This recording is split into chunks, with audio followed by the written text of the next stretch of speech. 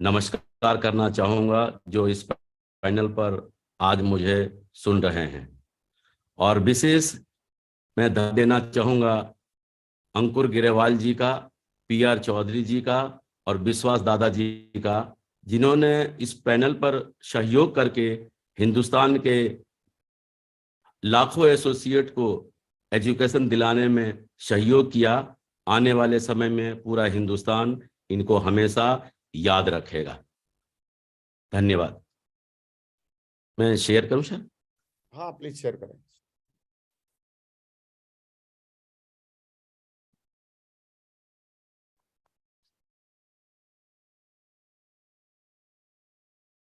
सत्येंद्र जी बहुत हाँ, day by day young लगते जा रहे हैं। वैसे हमारे बड़े भाई साहब हैं, लेकिन यंग यंग होते जा रहे हैं। धन्यवाद सर। ये सब शेफ शॉप की मेहरबानी है और शेफ शॉप के वजह से ही ऐसा हो पा रहा है। बहुत बढ़िया, स्मार्ट लग रहे हैं। और पहले चश्मा लगाते थे, अभी चश्मा भी नहीं लगा रहे हैं। क्या बात है, कुछ ना कुछ तगड़ा राज है। वेलकम। जी सर, बिल्कुल बिल्कुल सर। वेलकम। आप सभी लोगों को स्वागत है, आप सभी लोगों का इस पैनल पर। हाँ, स्लाइड और आपकी जैसे कि आप सर स्टार्ट ने कर सकते बताया, हैं। स्लाइड आपकी दिखी है सत्येंद्र जीरो जी? से। स्टार्ट कर सकते हैं। Very good, wonderful. जी सर, बिल्कुल। सर ने मुझे टास्क दिया है कि आप इन इन शब्दों पे बात करेंगे, इन विषय पर बात करेंगे, तो हम आपके सामने हाजिर हैं। जीरो से लाखों की टीम बनाने और OD कार तक पहुंचने का महामंत्र दिया है सर ने। मेरा नाम सत्येंद्र प्रसाद है और मेरा डेट ऑफ बर्थ 2 मई 1964 का है। Birth place Mokama, village Aunta, Patna Bihar का रहने वाला हूं मैं। एजुकेशन 10th पास किया, मैट्रिक बिहार बोर्ड से। School RSM railway aided high school, Mokama Ghat, Patna Bihar. Printing press में कंपोजिटर का वर्क किया, मोल्डिंग पैटर्न मेकर का भी वर्क किया। डिप्लोमा इन फोटोग्राफी में डिप्लोमा भी किया हूं और state government daily lottery works का काम भी किया हूं। ज्वाइनिंग डेट 24 मार्च 2005, यानी 17 साल 8 महीने हो चुके हैं। वर्क प्लेस कंटिन्यू 43 साल हो गए हैं आगरा यूपी में। और टीम साइज अप्रोक्स 7.5 लाख लोगों का है, 200 बीवी के हिसाब से। वैसे तो हमारे ऑनरेबल डायरेक्टर्स का धन्यवाद हृदय से, जिनकी सोच के वजह से सेफ शॉप जैसी महान कंपनी का बुनियाद डाला गया और उनका परिणाम आज हम लोग अपने जीवन को बदलते हुए देख पा रहे हैं। दोस्तों, ये मेरा परिवार है, मेरे पेरेंट्स हैं और वही घर है जहां मैं पैदा हुआ, बिहार का। मेरे पिताजी रेलवे में इंजन फिटर का काम किया करते थे, सरकारी नौकरी थी और हाई स्किल फिटर से रिटायर हुआ। लेकिन परिवार बहुत बड़ा होने के वजह से ज्यादा कुछ ऐसा था नहीं। घर का खर्चा भी बहुत मुश्किल से चल पाता था, कमाने वाले एक ही थे। और वहीं बिहार में ही मैं पला बढ़ा, बिहार में ही एजुकेशन लिया। अगर मैं कहूं तो बिहार राज्य का पटना डिस्ट्रिक्ट जो मेरा जन्मभूमि है, और आगरा शहर उत्तर प्रदेश ये मेरा कर्म भूमि है। और ये दोनों मेरे लिए उतना ही अजीज हैं। कभी भी जब पटना शहर का नाम आता या बिहार राज्य का नाम आता या आगरा शहर का नाम आता, उत्तर प्रदेश का नाम आता, तो अंदर गुदगुदी सी होती थी और उसमें अपनापन झलकता था। ये बात शेफ शॉप से पहले की बात है। लेकिन जब से शेफ शॉप बिजनेस को ज्वाइन किया है, पूरा शहर, देश का पूरा शहर, अगर किसी भी शहर का नाम आता है मेरे जवां पे, तो अंदर गुदगुदी सी होती है और उनमें अपनापन महसूस होता है। दोस्तों, शुरुआत सारे लोगों की ऐसे ही होती है। मैंने भी पढ़ाई लिखाई करने के बाद बहुत कोशिश किया था कि सरकारी नौकरी लग जाए, लेकिन सरकारी नौकरी है कि लगी नहीं। और जब सरकारी नौकरी नहीं लगी तो कुछ ना कुछ तो करना ही था। बिहार में उस समय की बात हम कर रहे हैं जब हम ये एजुकेशन खत्म किया था। लघु उद्योग की बहुत कमी थी, जिसके वजह से क्या होता था, 30 दिन की मजदूरी भी मिलना बहुत मुश्किल था। इसीलिए जिनके पास पैसा होता था ना, वो पासपोर्ट वगैरह बनवा के एजेंट वेजेंट के माध्यम से सऊदी अरब खाड़ी देश के लिए चले जाते थे पैसा कमाने के लिए। और जिन लोगों के पास पैसा नहीं हुआ करता था, ऐसे लोग बेचारे दिल्ली, बॉम्बे, पंजाब, आसाम, इन्हीं जगहों को सऊदी अरब मान लेते थे और इन्हीं जगह पर काम धंधा करने के लिए चले जाते थे। मैं भी उन्हीं में से था। पढ़ाई लिखाई करने के बाद जब नौकरी नहीं लगी तो दिल्ली की तरफ चल दिया। दिल्ली की तरफ काम धंधे की तलाश में, रोजी रोजगार की तलाश में, लेकिन दिल्ली नहीं पहुंच सका। दिल्ली से 200 किलोमीटर पहले ही आगरा शहर में मैं पहुंच गया और यहीं पर मैंने एक काम सीखा था। जो बड़े बड़े बिल्डिंगों में पाइप फिटिंग, मैनहोल कवर्स, जो कास्ट आयरन, ढलमा लोहा का जो बनता है, उसका मैं डाई बनाने का काम सीखा था। और डाई बनाने के काम में मुझे उस समय आराम से 40 से 50 हजार रुपये कमाने लगा था। तो नौकरी नहीं लगने का दर्द जो है ना, कम हो गया था और जीवन बहुत ही बढ़िया से जी रहा था और जीवन जीने में बहुत अच्छा लग रहा था।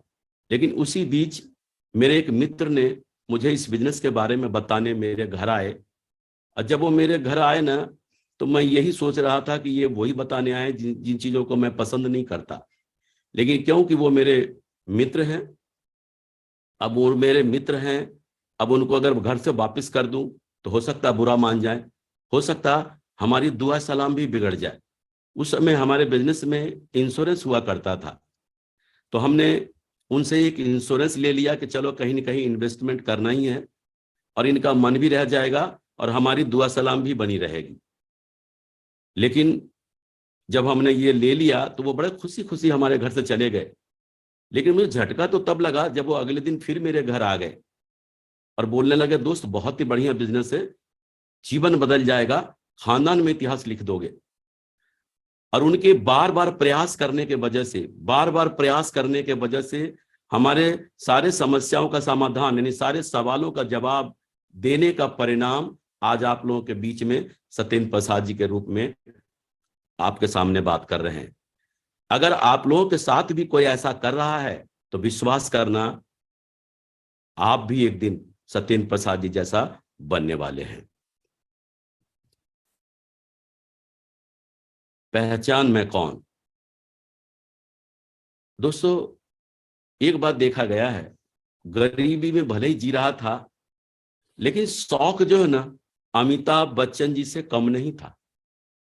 और जहां तक मैंने महसूस किया है, गरीबों के पास ही नकल करने का ज्यादा शौक होता है।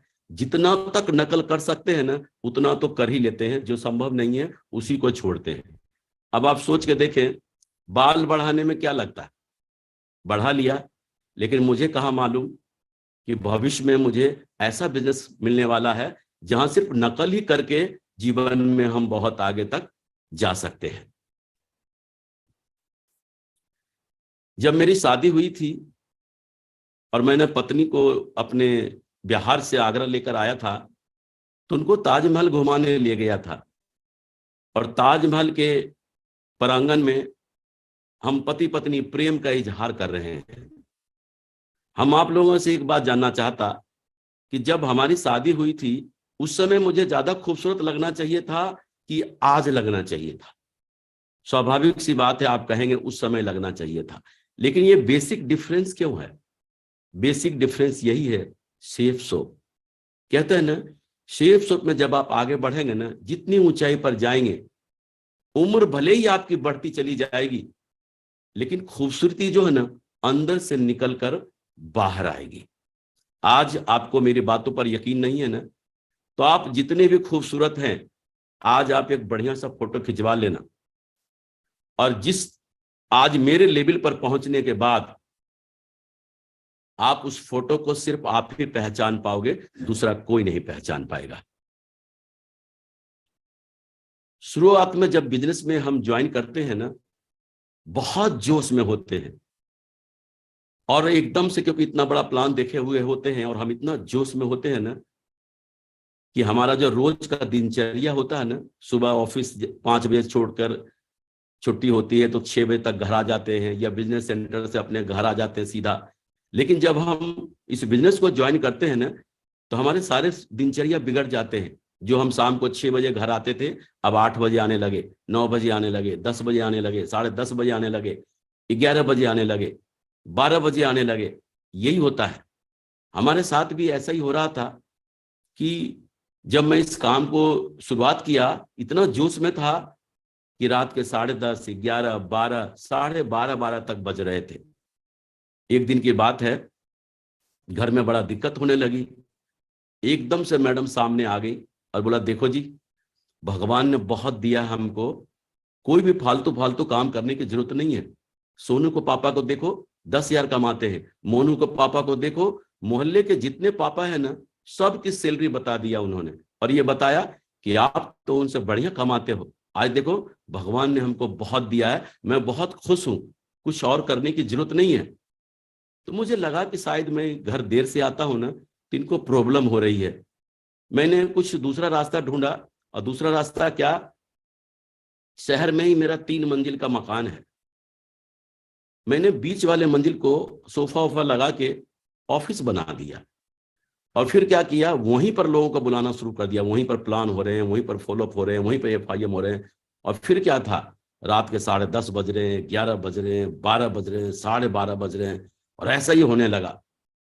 20 दिन गुजरे ही थे, एक दिन फिर मैडम सामने आ गई और बोला, देखो जी, पहले तो ऐसा भी था कि आप आओगे, दरवाजे पर घंटी बजाओगे और मैं दरवाजा खोलूंगी, लेकिन आप तो, हम दोनों घर में ही रहते हैं, आप बीच वाले मंजिल पर रहते हैं और मैं ऊपर वाले मंजिल पर रहती हूँ, लेकिन रात के 12 बजते हैं, ये बिजनेस हमको बिल्कुल पसंद नहीं है।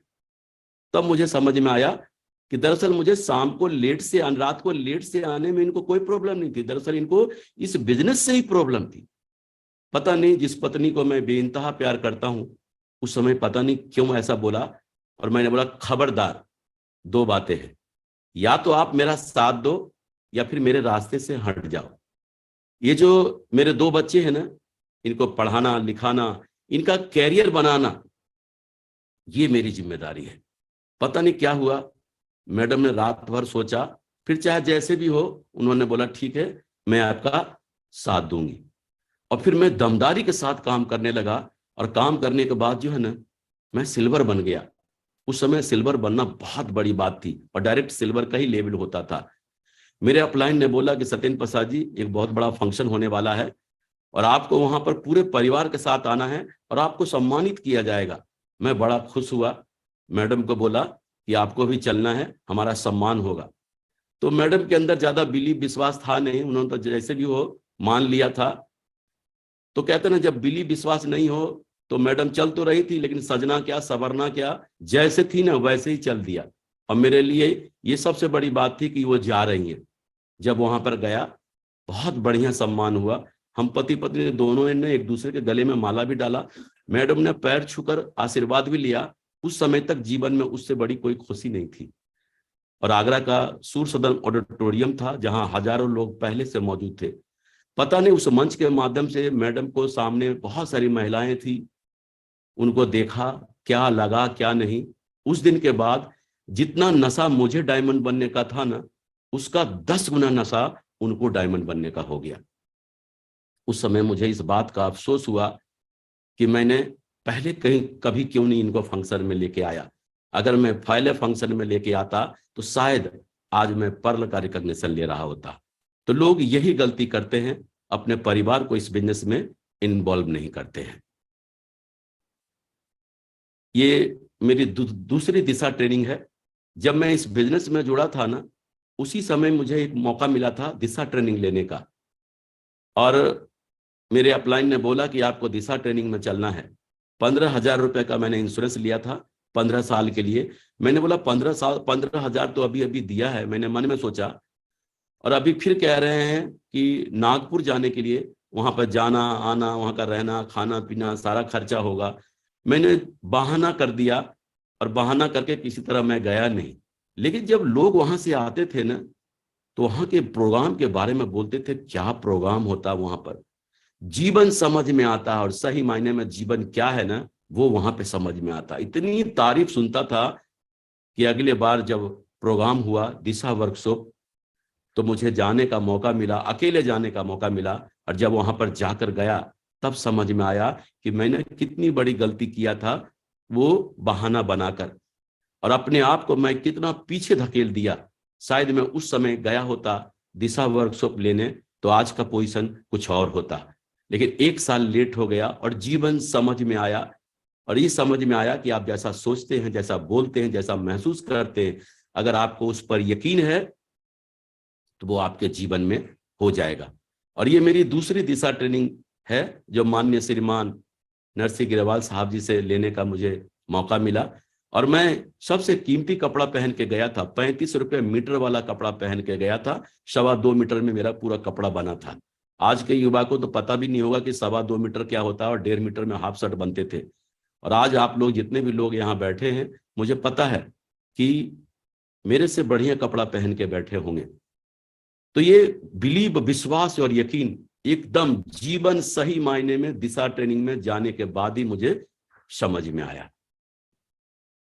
उसके बाद मैं गोल्ड बना, और हमारे ये आदर्श मेंटर जिनके साथ मैं हूं, और पर्ल बना, और देखें मैं टोपाज बना। आप सिर्फ ये जानना चाहते हैं कि मैंने इस सेफ सोप बिजनेस को क्यों किया और कैसे किया, इसको करने से मेरे जीवन में क्या क्या परिवर्तन हुआ। जब मैं टोपाज बना, तो देखें मेरी 1 साल की इनकम है, टीडीएस सर्टिफिकेट 2009 और 10 का। अप्रैल 2009 में मैंने 8,210 रुपये कमाए थे। मई 2009 में 5,070 रुपये कमाए थे।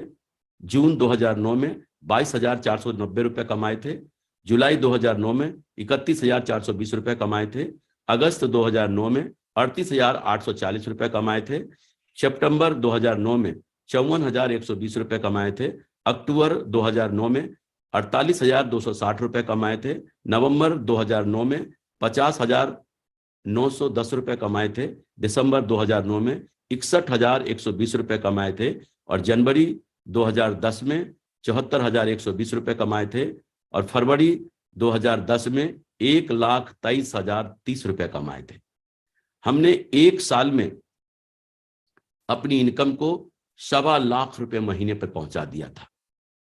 और इसकी वजह क्या थी, जो हम जिक्र करते हैं आगे। दरअसल होता क्या है, इस बिजनेस में जब हम ज्वाइन करते हैं ना, तो हमारे खास खास जो लोग होते हैं ना, सगे संबंधी, नाते, रिश्तेदार, यार दोस्त, हम उन्हीं को ये प्लान बताने की सोचते हैं कि चलो यार, हम कल को आगे लखपति तो हैं ही, करोड़पति आगे बन ही जाएंगे। और जब हम करोड़ों में कमा रहे होंगे, तो हमारे जो अजीज है ना, ये पीछे ना रह जाएं, तो हम इनको जाकर बताने के लिए जाते हैं। ऐसे ही मेरे एक अधिकारी मित्र, जो मेरे लंगोटिया यार हुआ करते थे, अपने अधिकारी मित्र को मैंने बताने गया। और जब अधिकारी मित्र को बताया ना ये प्लान, बहुत ही बढ़िया और दमदारी से बताया, उस व्यक्ति ने जानते हैं मेरे से क्या कहा? बोला, सत्येंद्र, तेरे को अपनी परवाह नहीं है तो कम से कम मेरा तो ख्याल किया होता। मैं अपने किसी दोस्तों से तेरे को मिलवाऊं तो क्या बोलकर मिलवाऊं कि ये मेरा मित्र कैसा वैसा काम करता है। मुझे उस दिन बहुत बुरा लगा, इतना बुरा कि मैं इतना गिरा हुआ काम करता हूं कि इसको अपने दोस्तों से भी मिलवाने में भी शर्मिंदगी महसूस हो रही है। और जानते हैं, उस दिन मैंने दिलो दिमाग में एक बार ठान के आया था कि मेरे मित्र, तुझे इस अधिकारी की नौकरी पे इतना गरूर है ना, अगर मैं तेरे इस गरूर को तोड़ नहीं दिया तो असल बाप की औलाद नहीं। और उस दिन के बाद हमने सारा दिमाग सेट हो गया। असल बाप की औलाद नहीं का मतलब होता है, अगर हम ये नहीं किया तो मेरी मां को गाली पड़ता ना। अब आप बताएं, मैं टेढ़ा मेढ़ा चल सकता? एकदम हर अपलाइन के सामने जी सर, यस सर। हर अपलाइन के सामने मैं यही उम्मीद लेकर रहता था कि कोई भी अपलाइन कोई ऐसा मंत्र मुझे बता दे जिससे मैं जल्दी डायमंड बन जाऊं। कहते हैं ना, दुनिया में गुस्से में लोग दुनिया के कठिन से कठिन कार्य गुस्से में करते हैं। गुस्से में ही लोग अपने ऊपर मिट्टी का तेल छिड़कते हैं और खुद ही माचिस लगा देते हैं। लेकिन 95% लोग जो है ना, गुस्से में अपने गुस्से को रॉन्ग डिसीजन, रॉन्ग डायरेक्शन देते हैं। और दुनिया में 5% लोग हैं जिनको गुस्सा आता है लेकिन अपने गुस्से को सक्सेस की तरफ मोड़ देते हैं, और उसका परिणाम यही है। कभी भी उस अधिकारी, मुझे नेगेटिविटी मन में आता था ना, तो उस अधिकारी का फोटो निकाल कर देखता था और बोलता था, बेटा तेरे को तो जरूर बताऊंगा। और मेरे जीवन में अगर सबसे ज्यादा डायमंड बनने के लिए मुझे कोई मोटिवेट किया तो वो अधिकारी। और उस गुस्से का परिणाम आप जो ये देख रहे हैं ना, ये चेक है। और यही चेक के वजह से मेरी इनकम जो हुई, उससे मैंने एक i10 कार खरीदा अपने परिवार के लिए 14 अप्रैल 2010 को। और मैंने जो है पास के ही शहर, करौली शहर है राजस्थान में, वहां पर माता का मंदिर है जहां पर मैं पूजन कराने गया था। और हम पूरे परिवार के साथ हैं और राकेश जी भी मेरे साथ हैं। जब मैं इस स्लाइड को बना रहा था तो मेरी पत्नी ने एक बात बोला कि ये जो साड़ी आप मुझे मेरे देख रहे हैं ना, ये 1500 रुपये की है, और जो पहले स्लाइड वाली साड़ी देखा ना, वो 150 रुपये की है। 150 की साड़ी में भी वो खुश नजर आ रही है। आज हम 15,000 की भी साड़ी दे दें तो भी मुंह यूं कर लेती है। क्यों? कि 1,500 की साड़ी तक पहना है इन्होंने। 150 रुपए की साड़ी में भी उतना ही खुश नजर आ रही है, और 1500 की साड़ी में भी उतना ही खुश नजर आ रही है, और 15,000 की साड़ी में भी उतना ही खुश नजर आती है, और 1.5 लाख की भी साड़ी में भी उतना ही खुश नजर आई। इसका मतलब है कि जब आपकी सोच बड़ी हो जाएगी ना, तो चीजें छोटी लगने लगेगी। और देखें, ये वही मित्र, अधिकारी मित्र मिस्टर अविनाश कुमार जी, जो रेलवे में स्टेशन मास्टर हुआ करते थे। मैं ये बताने की कोशिश कर रहा आपको, जब कोई आपको ना कहता है ना, तो आपको लगता है कि वो जीवन भर के लिए ना कह दिया। नो, नो का मतलब ये नहीं होता। नो अगर कोई कह रहा है ना, तो आपको खुल्लम खुल्ला चैलेंज कर रहा है, तू करके दिखा, पीछे से मैं आता हूं। क्योंकि ये बिजनेस जो है ना, पतली चमड़ी वाले लोगों का बिजनेस है, जिनको लोगों की बातें चुभती हो। मोटी चमड़ी वाले का नहीं, कि सूजा भी घुसेड़ दो तो भी कुछ नहीं होने वाला है। और आज देखो परिणाम। वही मित्र 2009 में जब मैं इनके पास गया था, इन्होंने क्या बोला था, और वही मित्र 2011 के आखिरी में आगे बढ़कर जबरदस्ती मेरे को ज्वाइन किया। और मुझे पूरा यकीन है कि ये दिसंबर जनवरी तक क्राउन बनने जा रहे हैं, और आज जगवार एफ फेस से चलते हैं, और डायमंड बनते ही रेलवे में स्टेशन मास्टर की नौकरी को से वीआरएस ले लिया, और आज फुल टाइम इस बिजनेस को कर रहे हैं। तो भरोसा करो, जो आपको ना कहा है ना, वही लोग आप ही के साथ जुड़ेंगे और आपको आगे बढ़ाएंगे। ये लाइव एग्जाम्पल है। मैं एमराल्ड बना, और एमराल्ड बना उसके बाद बहुत खुश था। लेकिन उसी बीच कुछ ऐसा हुआ कि मेरी दोनों लाइन किसी कारणवश एकदम से खत्म हो गई।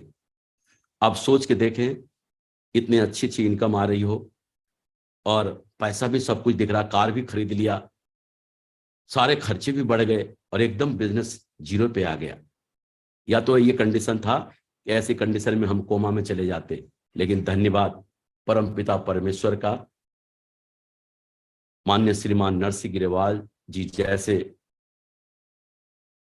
हमारे मेंटर मिले, अपलाइन मिले, जिन्होंने मेरे सर पे हाथ रखकर, कंधा पे पीठ थपथपा कर बोला, बड़े भाई हमने जब बनाना नहीं सीखा था ना, तब तो हमने 1250 2500 की टीम बना दिया, 2500 की टीम बना दिया। अब तो हम बनाना सीख लिया है, जुड़ाना सीख लिया है, दोनों भाई मिलकर करते हैं और फिर से काम करते हैं। और सर ने बेसिक लेवल पर जाकर हमारे साथ काम किया। सर मैं आपका जीवन भर कृतज्ञ रहूंगा। और हमने काम करने का परिणाम, जिस दमदारी के साथ काम किया, प्रेजेंट टाइम में हमारे आईडी पे क्राउन शो है, लेकिन बहुत जल्द मैं क्राउन एम्बेसडर कंप्लीट करने जा रहा हूं। फिर से स्टार्टिंग करने के बाद 24 दिसंबर 2011 को मैं रूबी बना और 5 मई 2013 को मैं डायमंड बना। अब आप देखें, कहते ना डायमंड, जिस दिन मैं डायमंड बना था ना, उस समय तक के मेरे जीवन के सबसे खुशी का पल डायमंड बनने का पल। और पता नहीं, अभी तक आंकड़ा नहीं आया है कि कितने बार डायमंड बोलने के बाद, कितने बार डायमंड बोलने के बाद कोई डायमंड बन जाता है। ये आंकड़ा तो नहीं आया, लेकिन ये बात तय है कि जो लोग सिस्टमेटिक तरीके से काम कर रहे हो और जो सबसे ज्यादा बार डायमंड बोलते हैं ना, वही डायमंड बनते हैं। और मैंने एक बात अनुभव किया है, डायमंड बनना और डायमंड को बनते हुए देखना, दोनों का नशा बराबर होता है। एक डायमंड बन रहा है ये सोचकर पागल होता है, और एक डायमंड को बनते हुए देखकर पागल होता है। दोनों पागल होता है। और मैंने देखा है, लोग जो है ना, अपने ग्रो लाइन को लेके आते हैं डायमंड सेलिब्रेशन दिखाने, अपने घर परिवार वालों को नहीं लेके आते हैं। परिणाम क्या होता है ना, क्योंकि उनको क्या लगता है, घर वाले क्या हमको ज्वाइनिंग देंगे क्या, घर वाले क्या, हम घर वाले से क्या हमको पैसा आएगा क्या। लेकिन एक बात है, घर वाले से पैसा नहीं आएगा, लेकिन आपको डायमंड बनने से जरूर रोक लेंगे, क्योंकि सारा वायरस जो है ना घर में ही होता है। लोग जब अकेले डायमंड सेलिब्रेशन देख के जाते हैं ना, एकदम घर में जाकर पागलों जैसी बात करते हैं, देखना अब अपने जीवन में ऐसा होगा, वैसा होगा, ये होगा, वो होगा। तो घर वाले बोलते हैं कि अच्छे भले तो कल गए थे, इनको हो क्या गया। अरे हो क्या, मतलब बहकी बहकी बातें कर रहे हैं। अरे बहकी बहकी बातें नहीं करेगा तो और क्या करेगा, क्योंकि डायमंड को अपनी आंखों से देखा है बनते हुए। पागल नहीं होगा तो क्या होगा, लेकिन क्या हुआ, अकेला अकेला पागल हो रहा है, बस अकेला अकेला, कोई समझ नहीं रहा उसकी बात। लेकिन अगर एक एक परिवार के लोगों को चुन चुन के अगर आप डायमंड सेलिब्रेशन में ले जाते हैं ना, आप देखना वही पत्नी जब डायमंड सेलिब्रेशन देखने के बाद, जो कल तक चुप थी, 20-25 लोगों का लिस्ट निकाल के दे देंगे, देखो जी मेरे मौसी का लड़का है ना, उसका साला भी बहुत बड़ा काम करेगा। मम्मी जी, मम्मी पापा जी का भी लिस्ट निकल जाएगा, भैया भाभी का निकल जाएगा, अंकल आंटी का निकल जाएगा, और पूरा घर पागल। किस लिए, डायमंड बनने के लिए। और जब किसी के घर में पूरा घर डायमंड बनने के लिए पागल हो जाए, तो बताओ डायमंडों की बौछार नहीं होगी उस घर में। दरअसल क्या है, अगर आप पूरे परिवार को डायमंड सेलिब्रेशन दिखा देते हैं ना, और अगर किसी दिन आपके मन में विचार भी आ जाता है ना कि लगता है मुश्किल है मैं डायमंड बन पाऊंगा, जानते हैं उसी समय आपकी पत्नी खड़ी हो जाएगी आपके सामने और बोलेंगे, देखो जी आपको क्यों ऐसा लगता है कि आप डायमंड नहीं बनेंगे। दुनिया में किसी को यकीन हो या ना हो, मुझे आप पर पूरा यकीन है कि आप डायमंड जरूर बनेंगे, और आप आगे बढ़ो, मैं आपके साथ हूं। अगर कोई भी पत्नी किसी पति को ऐसा बोल देना, तो वो पति दुनिया में आग लगा सकता है, दुनिया में आग लगा सकता है। और कहते हैं ना, दुनिया के सबसे मजबूत और पावरफुल शब्द है, मैं आपके साथ हूं।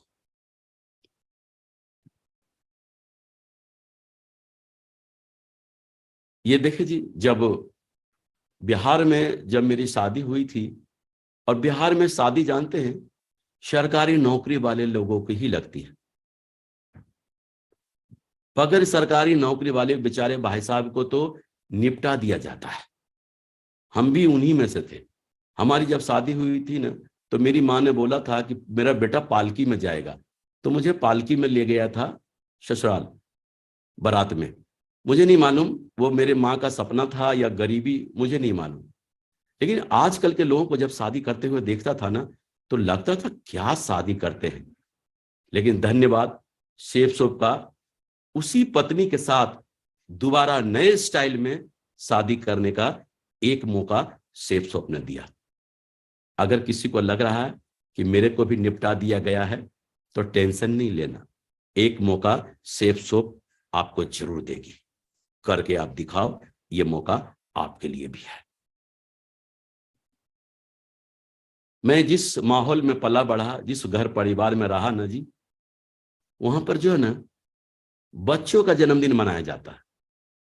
हम जैसे लोग उम्र के, पहली बात तो अपने बच्चे से बोल भी नहीं सकता कि बेटा मेरा जन्मदिन मनवा दे। अगर बोल भी दिया ना, तो जवाब ये आएगा, खाना मिल रहा क्या, एक कम बड़ी बात है क्या। लेकिन जन्मदिन तो बहुत दूर की बात है। लेकिन जब मैं शेफ सोप में आया और जब मैं डायमंड बना, तो मेरी उम्र 50 साल की थी। सही मायने में मेरी माँ पढ़ी लिखी नहीं थी। मैं जब भी उनका अपना जन्मदिन पूछता था ना, तो पता नहीं पूछती, बताती थी बैसाख द्वितीया पक्ष, जो आज तक मुझको समझ में नहीं आया। इसलिए जो मेरे सर्टिफिकेट में नाम लिखा हुआ है ना, डेट ऑफ बर्थ लिखा है ना, उसी को मैंने अपना जन्मदिन मान लिया। और जब मैं 50 साल का हुआ तो मेरा मन किया जन्मदिन मनाने का। देखो मन किसका किया, मेरा। खर्च कौन करेगा, मैं। गिफ्ट कौन देगा, मैं खुद। फिर रोकेगा। कहते हैं ना, जब पावर आपके पास होता है ना, तो आप जैसा जीवन जीना चाहते हैं ना, जो करना चाहते हैं ना, वो वो कर सकते हैं। और 50वां जन्मदिन मैंने यादगार बनाने के लिए अपने आप को 50 लाख की ऑडी मैंने गिफ्ट किया था। देखें, 50 साल तक तो जन्मदिन मना ही नहीं, और मना तो ऐसा वाला जन्मदिन मना कि लोग देखते रह गए। अब बताओ, इसके बाद आप कभी जन्मदिन मनाना बंद हुआ होगा क्या? बिल्कुल नहीं हुआ होगा। जन्मदिन आप मनाते हैं, परिवार के साथ मनाते हैं, वो अलग बात है। मजा तो जन्मदिन मनाने में तब आता है जब आपका जन्मदिन पूरा हिंदुस्तान मना रहा होगा। मजा तब आता है, और वो सिर्फ और सिर्फ सेफ सोप में ही मिलता है, देखने को और करने को। धन्यवाद सेफ सोप। देखें, आज कंपनी ने हमें टारगेट दिया हुआ है, हमारे पास मौका है, हमारे पास मौका है ढेर शहर, सारे शहर में जाने का, दुनिया में घूमने का हमारे पास मौका है। और देखो, उस मौके का परिणाम हमने भी जो है ना, क्या किया था। जब टारगेट आया था, आज तो दुनिया का बड़े बड़े देश में घूमने का मौका है आपके पास। पहले ऐसा नहीं था। हमारे जमाने में जब हम काम करते थे, थाईलैंड का टारगेट आया था सिर्फ, अर्जुन अवार्ड और ये सारा कुछ नहीं। आज कितना अपडेट है आप लोगों के सामने। सिर्फ थाईलैंड का टारगेट आया था, और जब थाईलैंड का टारगेट आया था ना, तो पागल हो गया था, पागल हो गया था। अपलाइन से पूछा था कि सर मुझे इस टारगेट को फाइट करना है, टारगेट को फाइट करना। अपलाइन के पीछे पड़ गया था। अपलाइन ने बोला सबसे पहला काम पासपोर्ट बनवा लो। उस समय एजेंट के द्वारा पासपोर्ट बनते थे। एजेंट को मैंने पासपोर्ट बनवाया, रसीद दिया था, और सर ने बता दिया था कि कब ये ट्रिप जाएगी। जब प्लान दिखाने जाता था ना, तो लोगों को ठोक ठोक के बोलता था फला तारीख को मैं थाईलैंड जा रहा हूं, और देखो मैंने देखो ये पासपोर्ट के लिए अप्लाई किया हुआ रसीद देखो। रसीद दिखा दिखा के लोगों को ज्वाइन करा देता था। और जब मेरा पासपोर्ट आया था ना, विश्वास करो, जीवन में कभी पासपोर्ट नहीं देखा था। सैकड़ों बार उस पासपोर्ट को अलट पलट के देखा था। और जब अलट पलट के देखने के बाद और फिर फील्ड में जाता था ना, तो लोगों को और दमदारी के साथ प्लान दिखाना शुरू कर दिया, और बताता था देखो जी फला तारीख को मैं थाईलैंड जा रहा हूं, ये देखो मेरा पासपोर्ट। सामने वाला व्यक्ति भी मेरा पासपोर्ट मांग कर देखता था, दिखाना भाई साहब पासपोर्ट कैसा होता, क्योंकि बेचारा वो भी कभी पासपोर्ट नहीं देखा था। और पासपोर्ट दिखा दिखा के मैंने थाईलैंड का टारगेट फाइट कर लिया। और अपने खानदान का पहला व्यक्ति जो किसी विदेशी धरती पर कदम रखने वाला था, इंटरनेशनल फ्लाइट पर चढ़ने वाला था। और पहली फ्लाइट थी मेरी इंटरनेशनल फ्लाइट थाईलैंड का। जब मैं थाईलैंड के लिए गया था हवाई जहाज पर चढ़ने के लिए, तो मैंने धन्यवाद तो मत्था टेक कर शेफ सोप को किया था, धन्यवाद शेफ सोप। उस समय मोबाइल फोन होते थे, 3 बार बटन दबाओ तो ऐसा आता था। उस समय भी मैंने अपने मोबाइल में इंटरनेशनल कॉल 10,000 रुपए का रिचार्ज करा के गया था। और जब मैं थाईलैंड पहुंचा ना, और जब मैं 1-2 घंटे फ्री हुआ, तो मैं उन सारे लोगों का लिस्ट बनाकर लेकर गया था जिनको मैंने प्लान दिखाया था लेकिन मेरे साथ जुड़े नहीं थे। उन सब का लिस्ट बनाकर लेकर गया था और वहां जाकर उनको मैंने फोन करना शुरू किया। मैं सत्येंद्र प्रसाद बोल रहा हूं थाईलैंड से। बोला यार वहां क्या करने गया? बोला आके बात करता हूं, कट। मैं सत्येंद्र प्रसाद बोल रहा हूं थाईलैंड से। बोला यार वहां क्या करने गया? आके बात करता हूं, कट। मेरा उद्देश्य था उनके मोबाइल पे इंटरनेशनल कॉल छोड़ना कि मैं सचमुच में थाईलैंड में हूं या नहीं। और 10,000 रुपया मैंने सिर्फ इस बात के लिए खत्म कर दिया। और जी भरकर एंजॉय करके जब मैं थाईलैंड से आया ना, तो उस लिस्ट को निकाला और फिर उनके पास फॉलोअप करने के लिए गया। और जब फॉलोअप करने गया तो लोग जाते ही बोला, अरे यार तू तो थाईलैंड गया था, थाईलैंड कैसे गया था? मैंने बोला देख, वही कंपनी ने हमको थाईलैंड ले गया जिस कंपनी का प्लान दिखाने तेरे पास आया था। अगर तू उस समय ज्वाइन करता तो हम दोनों भाई थाईलैंड घूम रहे होते ना। लेकिन देख, टेंशन लेने की कोई जरूरत नहीं है, कंपनी ने फिर से टारगेट दिया है, आ दोनों भाई मिलकर काम करते हैं, अब कि तेरे साथ थाईलैंड घूमने चलते हैं। और विश्वास करें, मैंने जिन जिन लोगों को कॉल किया था ना, लगभग सब लोगों का सेल मेरे पास आ गया, सब लोगों का सेल मेरे पास आ गया। और जानते हैं, देखो कहते हैं ना, पॉकेट से अगर पैसा खर्च होता हो और वो कभी वापस नहीं आता हो ना, उसको खर्चा बोलते हैं। लेकिन पॉकेट से पैसा अगर खर्च हुआ हो ना और वो वापस आ जाए ना, उसको इन्वेस्टमेंट बोलते हैं। लेकिन उस समय तो ऐसा था, लेकिन आज अपॉर्चुनिटी कितनी बड़ी है। 3-3.5 हजार में 8-10 दिन के लिए आपको इंटरनेशनल कॉल का सुविधा मिल जाता है, वीडियो कॉलिंग का। जिस होटल में भी आप दुनिया में जाएंगे रहेंगे, वाईफाई सेवा मौजूद होता है। वहां जाकर अगर दुबई से आप जाकर यूरोप में जाकर आप किसी को कॉल करते हैं, यूरोप में जाकर किसी को कॉल करते हैं, वीडियो कॉलिंग करते हैं, अगर 100 लोगों को वीडियो कॉलिंग करते हैं तो आप बताएं 100 लोगों में 50 लोग इस बिजनेस में आएंगे कि नहीं? आपके पास इस शानदार मौका है ज्यादा से ज्यादा लोगों को इस बिजनेस में ज्वाइन कराने का और अपने सपनों को सच करने का, साकार करने का। और ये देखें, इससे पहले मैंने एक ही देश की यात्रा किया पैदल पैदल, जहां पर बॉर्डर पार कर लेते हैं, उस देश का नाम है नेपाल। लेकिन इस बिजनेस में आने के बाद थाईलैंड जैसे देश, Nepal, Singapore, Malaysia, Hong Kong, Macau, चेक Republic, Slovakia, Finland, Hungary, Austria, Barcelona, Russia जैसे देशों का सफर टूर करने का मुझे मौका मिला। अभी ढेर सारे अभी भी टारगेट मेरे पास हैं, जो कि स्विट्जरलैंड, लंदन, यूएसए, किन्हीं कारणों बस कोरोना के कारणों के बस नहीं जाना हो सका। लेकिन पूरा यकीन है शेफ शॉप में मुझे कि शेफ शॉप के माध्यम से पूरा हिंदुस्तान घूमने का मौका मुझे मिलेगा और मैं पूरे हिंदुस्तान को घूमूंगा। और देखें, मकाऊ में अपने पूरे टीम और अपने मेंटर के साथ घूमने का मौका मिला, हांगकांग घूमने का मौका मिला, सिंगापुर जाने का मौका मिला अपने मेंटर के साथ में, मलेशिया जाने का मौका मिला, स्टार क्रूज पे सिंगापुर से मलेशिया जाने का भी मौका मिला इस बिजनेस के माध्यम से, पशुपतिनाथ का मंदिर का दर्शन करने का भी मौका मिला। यूरोप में जाकर महसूस हुआ कि माइनस टेम्परेचर में लोग कैसे जीते हैं और कैसे रहते हैं। ये अंग्रेज जो इतने गोरे गोरे दिखते हैं, उनके गाल एकदम लाल लाल दिखते हैं, जब माइनस टेम्परेचर में रात दिन आदमी रहेगा तो वो ऐसा नहीं, गोरा नहीं होगा तो कैसा होगा? हम लोग भी रहकर देखा, पता चला कि ये सब एकदम ऐसे हो गए थे। वो तो जाने के बाद ही पता चलता है जो वहां जाते हैं। इसलिए टारगेट जीतना क्यों जरूरी है, ये अनुभव वहीं जाकर मिलेंगे, यहां नहीं। रसिया जाने का मौका मिला पूरे परिवार के साथ, अजय जी के साथ। ये मेरा पूरा परिवार है। और रसिया दुनिया का ऐसा देश है जहां आधे शहर, आधे देश में दिन और आधे देश में रात होते हैं। मिडनाइट कंट्री कहा जाता है इनको। अजीब सा दुनिया, एकदम रात के डिनर लेने जा रहे हैं 11 बजे, तो अभी शाम ही है, अभी सूरज डूबे नहीं है।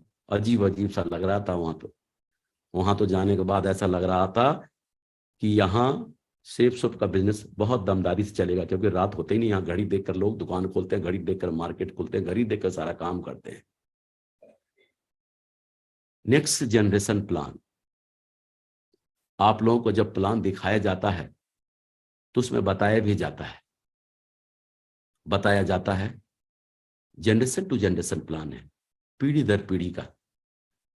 अगर विश्वास और बिलीव और यकीन की बात करें तो राकेश जी मेरे इकलौते बेटे हैं। अगर मैं चाहता तो इनका कहीं न कहीं सरकारी जॉब लगवा सकता था। एमएससी एग्रीकल्चर कंप्लीट किया था इन्होंने, लेकिन मैंने एज ए कैरियर क्यों दिया इनको, और उसका परिणाम आप लोगों के सामने है। आज राकेश जी भी आईडी पे क्राउन है और बहुत जल्द क्राउन मास्टर कंप्लीट करने जा रहे हैं। ये विश्वास, और देखें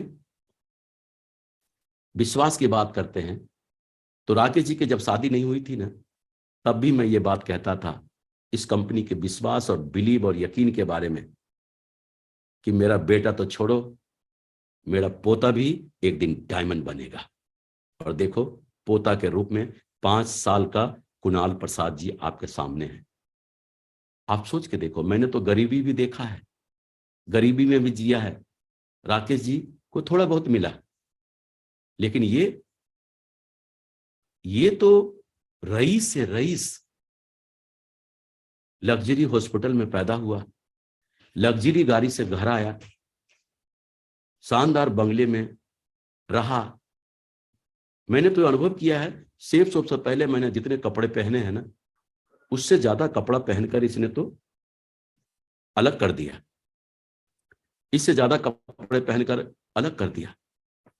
बिलीव, विश्वास की बात करें तो आज मेरी जो बिटिया है एक, जिनकी शादी भी मैंने सेफ शॉप में ही किया। हमारे दामाद जी जो हैं वो रूबी लेवल पर हैं, और हमारे समधी साहब हैं जो बिजनेस लेवल पर हैं। मैं चाहता तो मैं बड़े अधिकारी के साथ इनकी शादी कर सकता था, मैं चाहता तो किसी बिजनेसमैन के साथ इनकी शादी कर सकता था, लेकिन सेफ शॉप ही क्यों? क्योंकि मुझे पता है आने वाले समय में इस बिजनेस में किस तरह का जीवन मिलने वाला है। ये सोचकर और ये बिलीव और विश्वास करके मैंने सेफ शॉप में शादी किया। इससे बड़ा विश्वास और बिलीव कहीं नहीं हो सकता किसी के लिए भी। ये मेरा पुराना घर है 3 मंजिल का, जिसके बारे में मैंने अभी जिक्र किया। और माननीय श्रीमान राजीव चतुर्वेदी साहब जी और माननीय श्रीमान नरसिंह गिरेवाल साहब जी अपनी बिटिया के साथ जब हम टोपा लेवल पे था हमारे घर पधारे और आशीर्वाद दिया। सर का कोटि कोटि धन्यवाद। सर ने इस गरीब की कुटिया पे पधार के हमें सौभाग्य प्राप्त किया। और आज जिस घर में मैं रहता हूं वो मेरा ये घर है जहां आज मैं रहता हूं।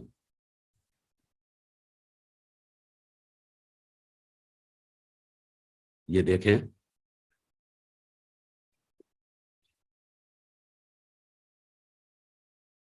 आज मेरे 100+ डायमंड्स हैं। सारे लोगों तो फोटो नहीं लगा पाया है, लेकिन मुझे पूरा यकीन है उसमें एक से एक लेवल है। ढेर सारे डबल डायमंड, ढेर सारे ट्रिपल डायमंड, ढेर सारे बीनस, ढेर सारे मरकरी, ढेर सारे क्राउन और ढेर सारे क्राउन एंड मास्टर भी हैं। आज 100+ डायमंड है, लेकिन हम आपको विश्वास दिलाते हैं मार्च 2023 तक मेरे 200 डायमंड्स कंप्लीट होने जा रहे हैं। 200 डायमंड्स। ये मेरा हंसता खेलता खुशहाल परिवार है, जिनके साथ जीवन बहुत बढ़िया जी रहा हूं। जब सेफ शॉप में आया था तो मुझे बताया गया था कि 2 लाख सप्ताह और 8 लाख रुपया महीना मिलेगा, लेकिन मुझे ही नहीं पता था कि यहां पर 8 लाख रुपया सप्ताह भी मिलेगा। ये मुझे नहीं पता था। धन्यवाद शेफ शॉप का। और ये भी नहीं पता था कि आने वाले समय में 25 लाख रुपया सप्ताह भी मिलेगा। भरोसा करें, आप लोग जो बेसिक लेवल पर जो लोग हमें सुन रहे हैं, आज जो आपके अपलाइन का है ना, आने वाले समय में वो एक दिन आप सभी का होगा।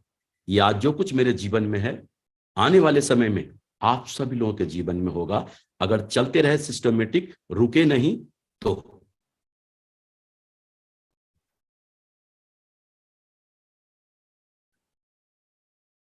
इस बिजनेस में 2 तरह के लोग आते हैं। एक तो ऐसे लोग आएंगे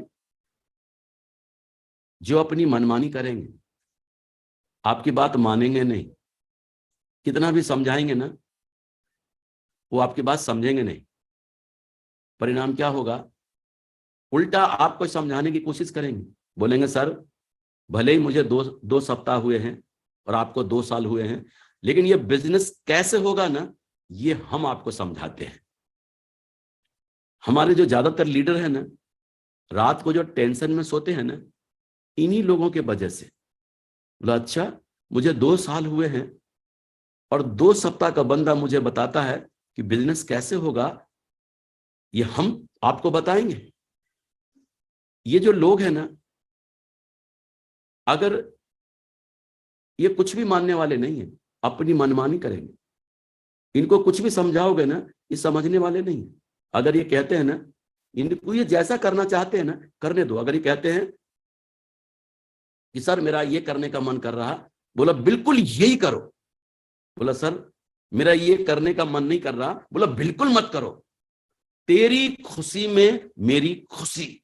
वो जो करना चाहता है ना, उसको वही करने दो। अपनी मनमानी जी भर के करने दो।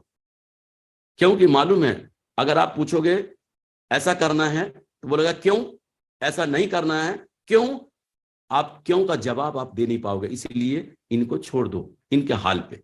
आप देखो, जब आप इनको जी भर के मनमानी करने देंगे तो इनकी नजर में आपकी इज्जत सम्मान कैसा होगा? आप जैसा व्यक्ति दुनिया में कोई नहीं। फिर क्या है, आपको ये डिस्टर्ब करेगा। जहां आप काम कर रहे हैं वहां पे कोई प्रॉब्लम नहीं क्रिएट करेगा और आप खुल के काम कर सकते हैं। लेकिन जो दूसरे तरह के जो लोग होते हैं ना, उनको कुछ ही समय में ये समझ में आ जाता है कि ये बिजनेस जो है ना, ज्यादा दिमागदार लोगों का नहीं है। यहाँ एक सिस्टम है, दुनिया का सबसे महानतम सिस्टम, सक्सेस सपोर्ट सिस्टम। और वहां से वो सब कुछ मौजूद है जो सेफ शॉप में डायमंड बनने के लिए पर्याप्त है। यहाँ एक सिस्टम है और इस सिस्टम के अकॉर्डिंग जो काम करेगा वो डायमंड जरूर बनेगा। और वो कुछ ही समय में जी सर और यस सर के मुद्रा में आ जाएंगे।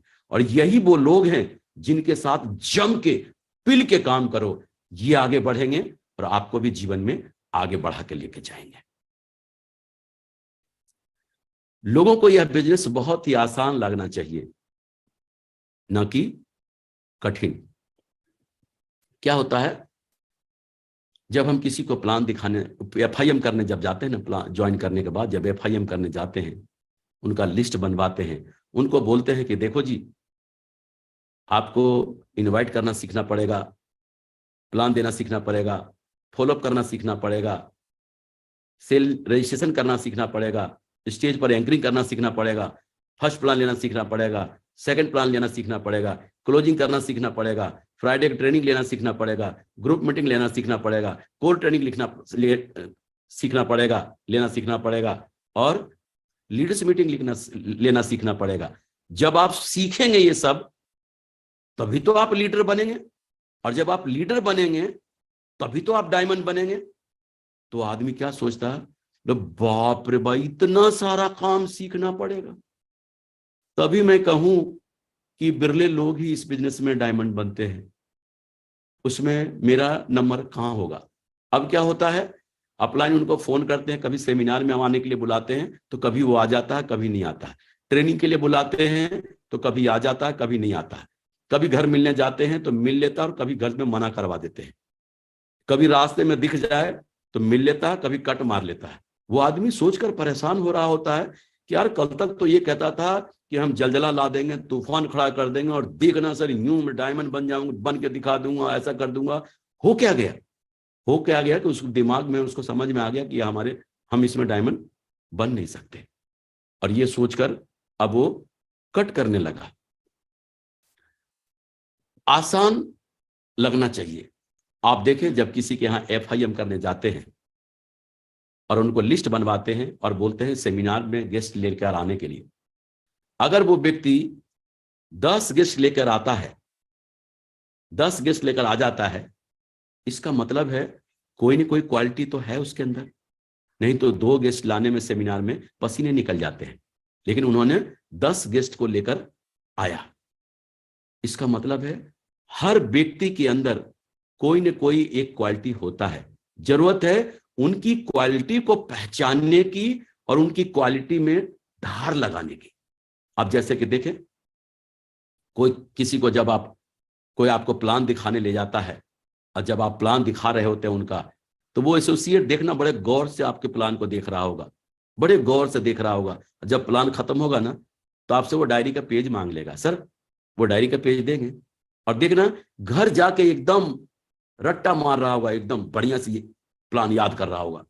अगले दिन फिर जब प्लान दिखाने ले जाएगा ना, दिखवाने, तो फिर क्या होगा, आपके डायरी का पेज मांग लेगा और घर वाले पे ही प्रैक्टिस कर रहा होगा। घर वाले सबको प्लान दे रहा होगा बैठ बैठ के। और तीसरे दिन जब वो प्लान दिखवाने ले जाएगा ना, तो आपसे बोलेगा, सर मैं सर को प्लान दे दूं क्या? और आपको हैरानी होगी। और जब कोई कहा है एसोसिएट, तो आप तो खुश हो जाओगे, हाँ हाँ दो। और देखना हूबहू आपका प्लान उतार के रख देगा। आपको जब कोई फॉलोअप कराने ले जाएगा ना, तो आप देखना, आप जब 2 सवाल का जवाब देंगे ना, तो 1 सवाल का जवाब वो भी देगा। आप 4 सवाल का जवाब देंगे ना, 2 सवाल का जवाब वो भी देगा। आप 10 सवाल का जवाब देंगे तो 4-5 का जवाब वो भी देगा। आप देखेंगे कुछ व्यक्ति आपको ऐसे भी मिलेंगे कि इंटरनेट का काम करने में उनको बहुत मजा आता है, बहुत मजा। और कुछ लोगों को इंटरनेट के काम को देखकर ही डर लगता है। तो इसका मतलब क्या है, हर एक के अंदर कोई ना कोई क्वालिटी होता है। जब आप ग्रुप मीटिंग करते हैं ना, जब आप ग्रुप मीटिंग करते हैं 8-10 लोगों का, 15 लोगों का, तो आप उनको उठाएं जिन्होंने 10 गेस्ट लेकर आए हैं, उनका प्रोत्साहित करना है उनको। देखो जी, ये राहुल जी हैं। राहुल जी पिछले सेमिनार में 10 गेस्ट लेकर आए थे। पता नहीं क्या बोला क्या नहीं बोला, ये मुझे नहीं मालूम। राहुल जी आपने क्या बोलकर 10 गेस्ट को लाए थे? अब देखना उस व्यक्ति का कॉन्फिडेंस और किस अंदाज से बात करेगा। जैसे भी लाया होगा, सर मैंने ये बोला वो बोला, ऐसा कहा वैसा कहा, आएगा कैसे नहीं, मैं मजबूर कर दिया उनको आने पर। अब देखो उनके वहां 10 गेस्ट लाने का जो टेक्निक जो उन्होंने बताया, पहली बात जो 10-15 लोग हैं उनमें से कुछ लोग तो अप्लाई करेंगे और उनका आपने क्या किया, कॉन्फिडेंस भी बढ़ा दिया। परिणाम देखना, अगले सेमिनार में 15 से 20 गेस्ट उनके आएंगे। जो देखो प्लान जो दिखाया है ना, प्लान वाले को भी के बारे में बताना कि देखना जी, देखो जी ये मोहन जी हैं और मोहन जी के अंदर एक ऐसी क्वालिटी है, मोहन जी को खड़े करवा के, मोहन जी के अंदर एक ऐसी क्वालिटी है ना, कितना भी टेढ़ा मेढ़ा व्यक्ति हो ना, सामने बैठा हो, प्रोग्राम को इस तरह उनके दिमाग में फिट करते हैं ना कि सामने वाला एस बोल के जाता है। और देखो जी उनके बारे में उनकी भी तारीफ करना। देखो ये रवि जी हैं और रवि जी के बारे में क्या बताऊं, रवि जी आज तक किसी के घर फॉलोअप करने गए हों, खाली हाथ कभी वापस नहीं आया। ऐसी क्वालिटी इनके अंदर है। जो इंटरनेट पर रजिस्ट्रेशन करते हैं ना, उनकी भी तारीफ करना है कि देखो जी आज रजिस्ट्रेशन का काम, इंटरनेट का काम, मेल जितने भी काम होते हैं इतनी सफाई से करते हैं ना आज तक इनका कंप्लेन नहीं आया, इतना बढ़िया से करते हैं। अब आप देखो, गेस्ट लाने वाला गेस्ट ला रहा भर भर के, प्लान देने वाला प्लान दे रहा है, फॉलोअप करने वाला फॉलोअप कर रहा है, रजिस्ट्रेशन करने वाला रजिस्ट्रेशन कर रहा है। इससे क्या हो रहा होगा? सबको पैसा आ रहा होगा, सबका लेवल बढ़ रहा होगा। अब आप देखो, जो सेमिनार में गेस्ट लाता है ना, वो क्या सोच रहा है? क्या बिजनेस है यार, कुछ लोगों को पकड़ के सेमिनार में ला दो, पैसा आता है। पैसा कमाना कितना आसान है, शेप शॉप में डायमंड बनना कितना आसान है। लेकिन एक बात ध्यान रखना, जिसको जिस काम को करने में मजा आ रहा है ना, वही काम करने दो। अगर उनको ट्रेनिंग में आने के लिए बोल रहे हो और वो कटने लगा, दोबारा बोला ट्रेनिंग में आने के लिए, कटने लगा, दोबारा बोला ट्रेनिंग में आने के लिए, कटने लगा, समझ जाना कि उनको ट्रेनिंग में आना अच्छा नहीं लगता, लेकिन सेमिनार में गेस्ट लाना अच्छा लगता है। अगर ट्रेनिंग में लाने के लिए आगे बोल दिया ना, तो गेस्ट लाना भी बंद हो जाएगा। जिसको जिस काम को करने में मजा आ रहा हो ना, आने दो मजा, उसी में आने दो उनको मजा। अब देखो, प्लान देने वाला क्या सोच रहा, क्या काम है यार, कुछ लोगों को बैठ के समझा दो और इस बात का पैसा आता है। पैसा कमाना कितना आसान काम है, डायमंड बनना कितना आसान काम है। वो देखो, फॉलोअप करने वाला क्या सोच रहा, यार कुछ लोगों के साथ बैठ के बातचीत कर लो और इस बात से पैसा आता है। पैसा कमाना कितना आसान काम है, डायमंड बनना कितना आसान काम है। और रजिस्ट्रेशन वाला, इंटरनेट वाला क्या सोच रहा, वो भी ऐसे ही सोच रहा है। अब देखो, अब आगे क्या होता है, जब भी कोई काम करना बिल्कुल आसान लगे ना, तो अंदर से इच्छा जागृत होती है सीखने की। अब देखो, संडे के सेमिनार में एक सिल्वर लीडर जो है ना, एंकरिंग कर रहा है, और जो अपने साथ जो गोल्ड लीडर है ना, गोल्ड बन गया है, जो गेस्ट लाने वाला, जो 15 नहीं 20 गेस्ट लेके आया है, गोल्ड लीडर है, और वहां पर सिल्वर लीडर एंकरिंग कर रहा है। अब वो सोच रहा है, ये सिल्वर है और मैं गोल्ड हूं, फिर मैं यहां क्या कर रहा हूं। सेमिनार खत्म होते ही सीधे अपलाइन के पास जाता है और कहता, सर मेरे को जो है ना एंकरिंग करने का मन कर रहा है, एंकरिंग सीखने का मन कर रहा है, एंकरिंग करना है मुझे। अब देखो, उसके अंदर एंकरिंग करने की इच्छा जागृत हुई। अब उनको जी भर के जल्दी जल्दी सिखाओ। जब किसी के अंदर सीखने की इच्छा जागृत हो ना, तो थोड़ा बताओगे और ज्यादा समझेगा वो। अब आप उनको एंकरिंग सिखा दो, रट्टा मार के एंकरिंग सीख लेगा, और देखना अगले सेमिनार में उनको जाकर स्टेज पर चढ़ा दो, एकदम अच्छे ड्रेसअप में जब जाएगा और वहां पर एंकरिंग करके उतरेगा ना स्टेज से, उसका कॉन्फिडेंस 7वें आसमान पे होगा। परिणाम बोलेगा, सर मुझे फर्स्ट प्लान लेना सीखना है, सर मुझे सेकंड प्लान लेना सीखना है, सर मुझे क्लोजिंग करना सीखना है, सर मुझे फ्राइडे का ट्रेनिंग लेना सीखना है, सर मुझे कोर ट्रेनिंग लेना सीखना है, सर मुझे ग्रुप मीटिंग लेना सीखना है, सर मुझे लीडर मीटिंग लेना सीखना है। और इस तरह से कोई सिल्वर जाते जाते लीडर बन जाएगा, कोई प्लेटिनम जाते जाते लीडर बन जाएगा, कोई गोल्ड बनते बनते लीडर बन जाएगा, कोई पर्ल बनते बनते लीडर बन जाएगा, कोई कोरल बनते बनते लीडर बन जाएगा, कोई टोपाज बनते बनते लीडर बन जाएगा, कोई अमराल बनते बनते लीडर बन जाएगा, कोई रूबी बनते बनते लीडर बन जाएगा, कोई ओपल बनते बनते लीडर बन जाएगा। और डायमंड बनने तक लीडर बनना तो उनकी मजबूरी है। और कुछ लोग ऐसे भी आएंगे जो सेल्फ डिपेंड होकर काम करना चाहेंगे, खुद ही वो प्लान जल्दी सीख लेंगे, फॉलोअप करना सीख लेंगे, सेल निकालना सीख लेंगे, रजिस्ट्रेशन करना सीख लेंगे, सारी जिम्मेदारी लेके काम करेंगे। ऐसे भी लीडर आएंगे आपके पास, ऐसे भी लोग आएंगे। अब आप देखो, आप यही चाहते थे ना कि हमारा लीडर बन जाए, आपके पास देखो लीडर बन गया। हमें प्लानर बनाने में 3-4 महीने का वक्त तो लग ही जाता है, लेकिन क्या होता है ना, हम किसी को बार बार बोलते हैं कि आपको लीडर बनना है, आपको लीडर बनना है, आपको लीडर बनना है, आपको लीडर बनना है। बंदा टेंशन में आ जाए, एकदम फ्रस्ट्रेट हो जाता है, और फिर वो ना बट बनना ही नहीं लीडर, ऐसा सोच लेता है ना। अब देखें, जो आपने प्रैक्टिकल किया है वही बातें वही वो बातों को दमदारी से बोलना है। अब आप देखें, जहां आप बोल रहे हैं ना, आपकी टीम के लोग वहीं पर हैं। अगर आप वहां क्या बोलना है क्या नहीं बोलना है ये तय करना है, जो प्रैक्टिकल किया है वही बोलना है। अगर आप बोल रहे हैं हम सभी लोगों को टाइम पंचुअल होना चाहिए। अगर आप सचमुच में टाइम पंचुअल है ना, तो लोग आपस में एक दूसरे को देखेंगे और बोलेंगे वाकई में परफेक्ट। सर को देखकर कोई भी घड़ी मिला सकता है और ताली बजा बजा के हाथ लाल कर लेंगे। लेकिन अगर आप ऐसा करते नहीं हैं और आप बोलते हैं कि हम लोगों को टाइम पंचुअल होना चाहिए, तो लोग आपस में देखेंगे टाइम पंचुअल होना चाहिए। 12 बजे का टाइम लो और 3 बजे आ जाए तो बहुत बड़ी बात है, और टाइम पंचुअल होना चाहिए। काहे को ताली बजाएगा? कोई नहीं बजाएगा। आपको स्टेज के माध्यम से वही बोलने का हक है जो आपने प्रैक्टिकल किया है। कुछ भी बोलने से पहले आप अपने ऊपर क्वेश्चन मार्क लगाएं, क्या मैं अपने जीवन में ऐसा करता हूं? अगर करते हैं तो उस बात को आप दमदारी से बोलें। अगर नहीं करते हैं ना, तो आपको बोलने का भी हक नहीं है। पहले प्रैक्टिकल करें, उसके बाद बोलें। पहले के जो लोग हैं उनका क्या होता है, जो दिमागदार थे, उनके तर्कस में जितने भी तीर थे ना, सब चला लिया, दिमाग का दही हो गया एकदम। और फिर एक दिन अपलाइन से बोलते हैं कि सर मेरे को आपका टाइम चाहिए, मेरे को मिलना है। और वहां जाकर बोलते हैं कि देखिए सर, आपने मुझे जो बोला, जैसा बोला कहने के लिए, आपसे पूछ के हमने किया। सर मेहनत मैं जी भर कर रहा हूं सर, दमदारी से मेहनत कर रहा हूं सर, लेकिन सर क्या बताऊं सर, अभी सिल्वर भी नहीं बन पाया हूं। आप देखिए सर, राहुल को मेरे पीछे आया सर, और वो सर गोल्ड बन गया। सर मैं डायमंड बनना चाहता हूं सर, आप जो कहेंगे ना वो मैं करने को तैयार हूं। अब तुम्हारे हवाले वतन साथियों।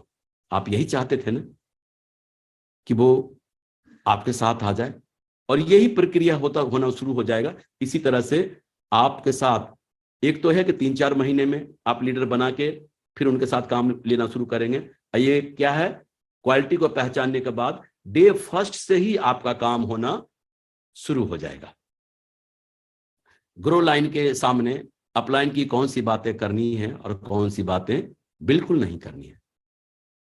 देखो क्या होता है ना, जब हम एक साथ रहते हैं, लोगों के साथ एक साथ रहते हैं, तो कभी न कभी मन में विचार आना स्वाभाविक है, इंसान ही तो है ना।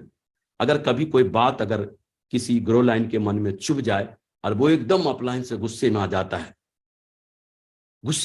है, और फिर क्या, वो भड़ास जो है ना कहीं से निकालने की सोचता है। कहाँ जाए? अपने ग्रो लाइन के पास घूमता है। ग्रो लाइन बोलते हैं सर लग रहा आज थोड़ा सही नहीं रख रहा दिमाग आपका, सही मूड नहीं लग रहा सर, आज लगता है कोई बात है क्या सर, टेंशन में दिख रहे हैं। बोला नहीं नहीं ऐसी कोई बात नहीं। नहीं नहीं सर, अरे हम आपके चेहरे को रोज देखते हैं सर, कोई नहीं कोई तो बात है सर। फिर बोलता है अरे क्या बताऊं सर, पता नहीं अपने आप को क्या समझते हैं। अरे अपलाइन है, इसका मतलब क्या है? जो चाहे वही बोल देंगे, जो चाहे वही कर देंगे। और जानते हैं, सारी भड़ास निकाल देता है उस डाउन लाइन में। अपलाइन में उसको लगता है कि ये कमियां हैं, एक एक कमियां चुन के बताएगा, एक भी अच्छाई नहीं बताएगा, एक एक कमियों को चुन के बताएगा, ये ऐसे हैं ऐसे हैं ऐसे हैं। और जब वो वहां से चला जाता है ना, तो उस डाउन लाइन के दिमाग में, ग्रो लाइन के दिमाग में एक मैसेज जाता है कि अपलाइन की बुराई भी करनी चाहिए। और जब वो अपने ग्रो लाइन के सामने होता है ना, तब इस अपलाइन की बुराई करता है कि सर हमारे अपलाइन की बुराई कर रहे थे, ऐसा ऐसा बोल रहे थे, फलां सर के बारे में, फलां सर के बारे में ऐसा ऐसा बोल रहे थे। अरे सर को नहीं मालूम, सर के बारे में मैं बताता हूं, और वो उनके बारे में बताना शुरू करता है, वो उनके बारे में बताना शुरू करता है। इस तरह से रोंग डुप्लीकेशन हो जाता है। और जो अपलाइन का प्रभाव था ना, सारा प्रभाव खत्म कर देते हैं। देखो जब आप अपलाइन का सारा प्रभाव खत्म कर देंगे, और जब आपके लीडर के साथ किसी न किसी दिन कोई अनबन हो जाए, आपकी कोई बात पे मनमुटाव हो जाए, तो फिर क्या होगा? अब उसको, आपसे तो मनमुटाव ही हो गया, आपसे तो लड़ गया है, अब आपसे तो संभलेगा नहीं। संभलता किससे? अपलाइन से। लेकिन अपलाइन का भी प्रभाव खत्म कर दिया है, अब क्या होगा? तो देखें, चाहे अपलाइन से कितना भी कुछ हो गया हो, सीने के अंदर होना चाहिए। हो सकता है मनभेद बैठकर बातचीत करके दूर हो जाए, लेकिन उसका असर अपने डाउन लाइन पे, ग्रो लाइन पे नहीं आना चाहिए। जैसे आपको देसी भाषा में बताता हूं, पति पत्नी में लड़ाई झगड़े होते हैं कि नहीं? बिल्कुल होते हैं। पति पत्नी में जब लड़ाई झगड़े होते हैं ना, तो एकदम पहले तो दोनों फूल जाते हैं, बातचीत बंद हो जाता है उनका। अब बातचीत कैसे होता है? मीडिएटर के द्वारा। मीडिएटर कौन बनता है? बच्चा बनता है, जो 15 साल के, 16 साल के, 18 साल का बच्चा होता है। और मम्मी बोलती है अपने बच्चे से 18 साल के, बोला राहुल पापा से बोल देना अब मैं रहने वाली नहीं हूं, अब बिल्कुल नहीं रुकूंगी और मैं जा रही हूं और फिर कभी वापस नहीं आऊंगी। उधर पति बोलता है राहुल मम्मी से बता दे घर से कदम रखा ना तो मेरे से बुरा कोई नहीं होगा। अब बेचारा डाउनलाइन ये समझ नहीं पा रहा कि ये अपलाइन अपलाइन आपस में ही भिड़ रहे हैं। एक अपलाइन तो ऐसे भी होते हैं, लेकिन एक मम्मी पापा ऐसे भी होते हैं कि पति पत्नी में जम के लड़ाई हुई है खूब, और 8 दिन बाद सुलह भी हो गया और बच्चों के कानों कान खबर भी नहीं कि मम्मी पापा में लड़ाई भी होती है। फैसला आपको करना है कि हमको कैसे वाला मम्मी पापा बनना है, वैसे वाला या ऐसे वाला। चाहे अप्लायंस से कितना भी कुछ हो जाए सीने में दफन करके रखना है। और आप अपने ग्रो लाइन से जो भी चाहते हैं ना कि आप मेरे ग्रो लाइन मेरे बारे में ये बोले, मेरे बारे में ये बोले, मेरे बारे में ये बोले, मेरे बारे में ये बोले, वो सारी बातें अपने अपलाइन के बारे में बोलना शुरू कर दो। वो अपने अपलाइन के बारे में बोलना शुरू कर दो, मेरे अपलाइन ऐसे हैं, जो भी है अपलाइन के बारे में जो कुछ भी हूं उनके वजह से उनके बारे में बोलना शुरू कर दें। परिणाम एक राइट डुप्लीकेशन आपके नेटवर्क में चला जाएगा। और देखें हमारा प्रोडक्ट कंपनी का शानदार वर्ल्ड क्लास प्रोडक्ट, हमारे ऑनरेबल डायरेक्टर्स माननीय श्रीमान रजत वर्मा सर का ऐसा मानना है। वो कहते हैं अगर किसी भी प्रोडक्ट को अगर एक बार बेचना है ना तो कोई भी कहीं भी बेच कर आ जाएगा, लेकिन उसी घर से बार बार ऑर्डर आना, इसके लिए हमारा क्वालिटी प्रोडक्ट होना बहुत जरूरी है। अगर क्वालिटी प्रोडक्ट नहीं होगा तो 2 बार 3 बार 4 बार ये ऑर्डर हमारा नहीं आ पाएगा।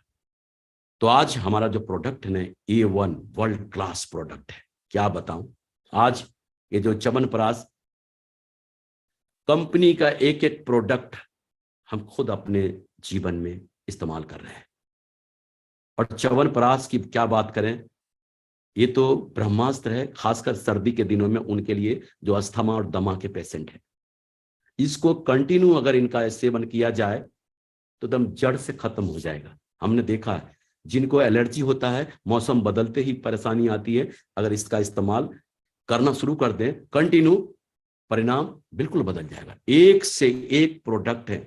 देखें फर्स्ट परचेज और सेकंड परचेज में अंतर क्या। फर्स्ट परचेज में क्या है, हमको एक बार लोगों को समझाना होता है और एक बार पैसा मिलता है।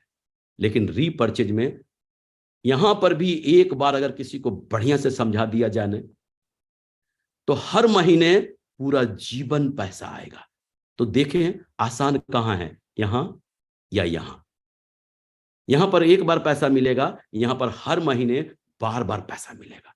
तो जो लोग भी हमारे बिजनेस में जुड़ते हैं ना, उनको रीपर्चेज के लिए तुरंत प्रोत्साहित करना है, उनको रीपर्चेज के लिए प्रोत्साहित करना है। क्यों, यहां पर सिर्फ खाने और खिलाने पे डालना है लोगों को।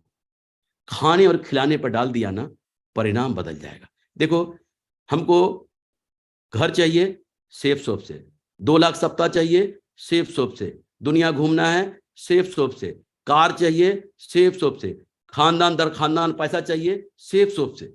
ये सारा कुछ मुझे सेफ शॉप से चाहिए, लेकिन हम खाएंगे बाहर जाकर, तो ये तो नाइंसाफी है ना।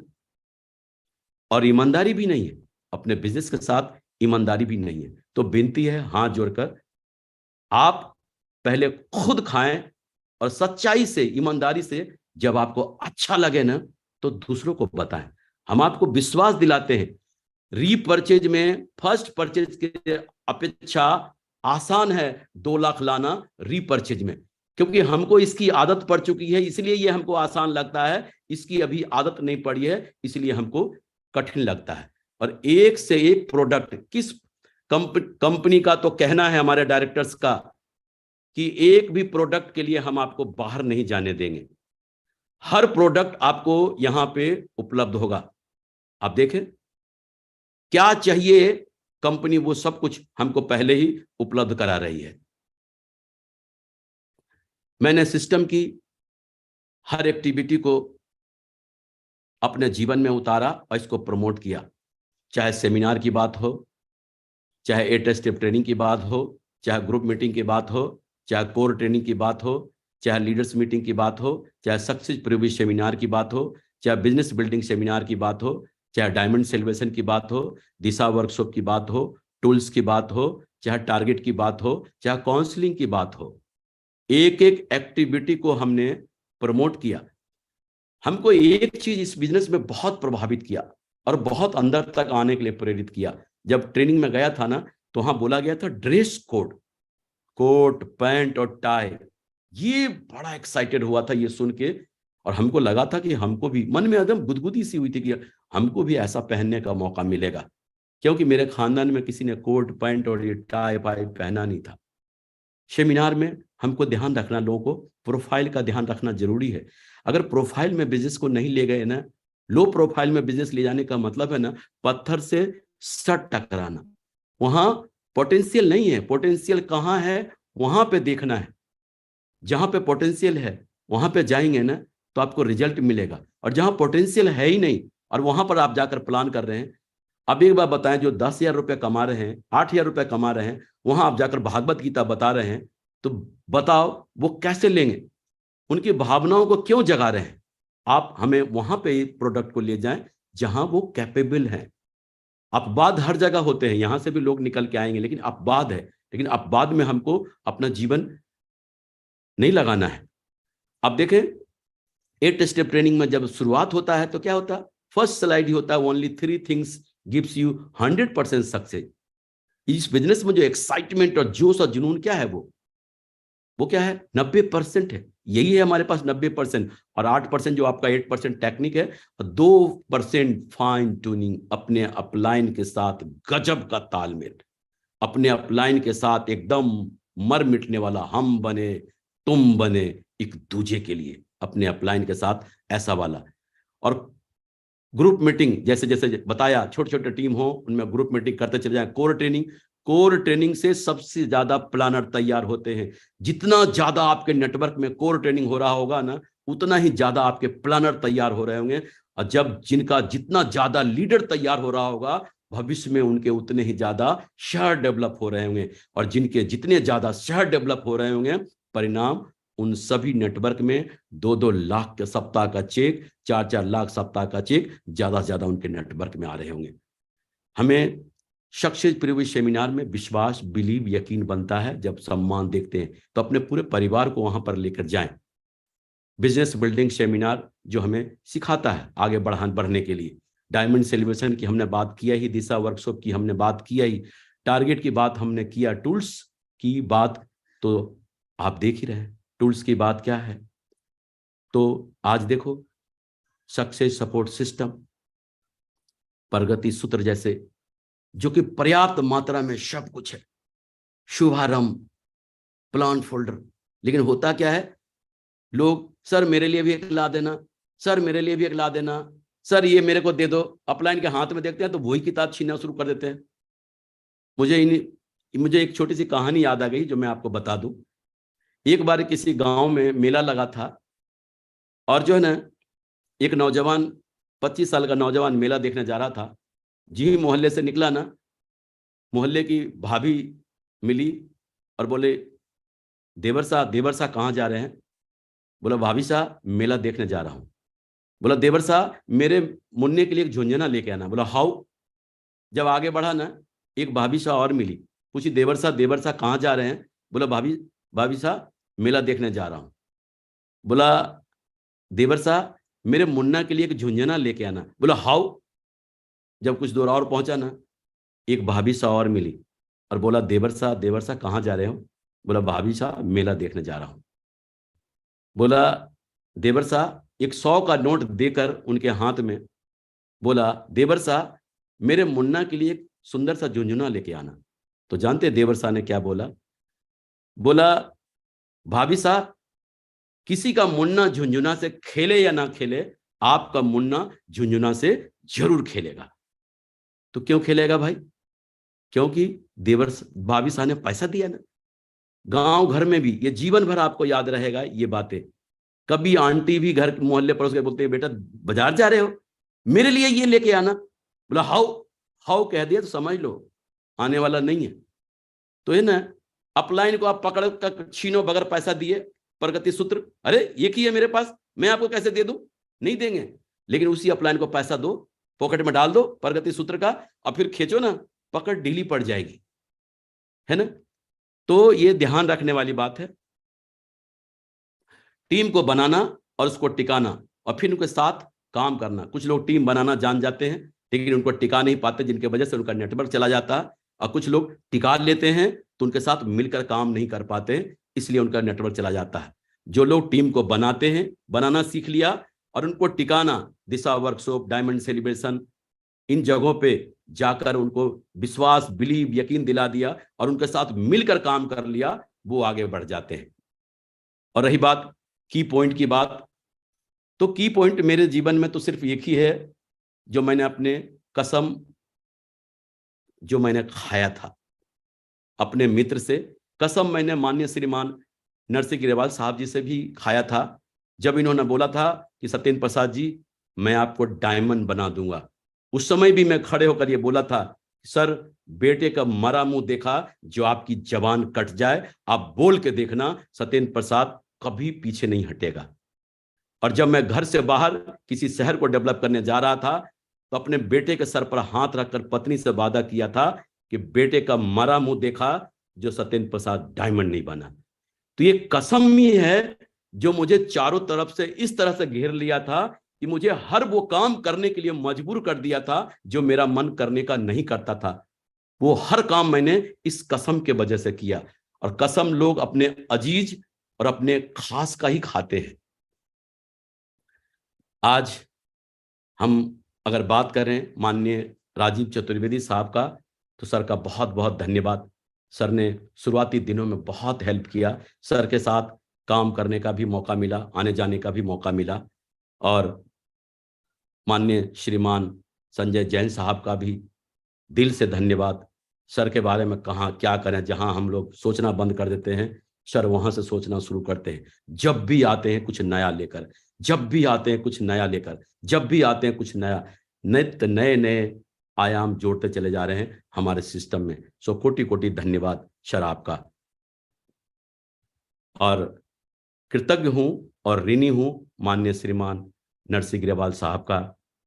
आज भी मुझे याद है जब मैं डायमंड बना था तो अपना पूरा परिवार कृतज्ञता व्यक्त करने के लिए सर के पास गया था कि सर आपके वजह से मैं डायमंड बना, मेरा जीवन पूरा परिवार ऋणी रहेगा आपका।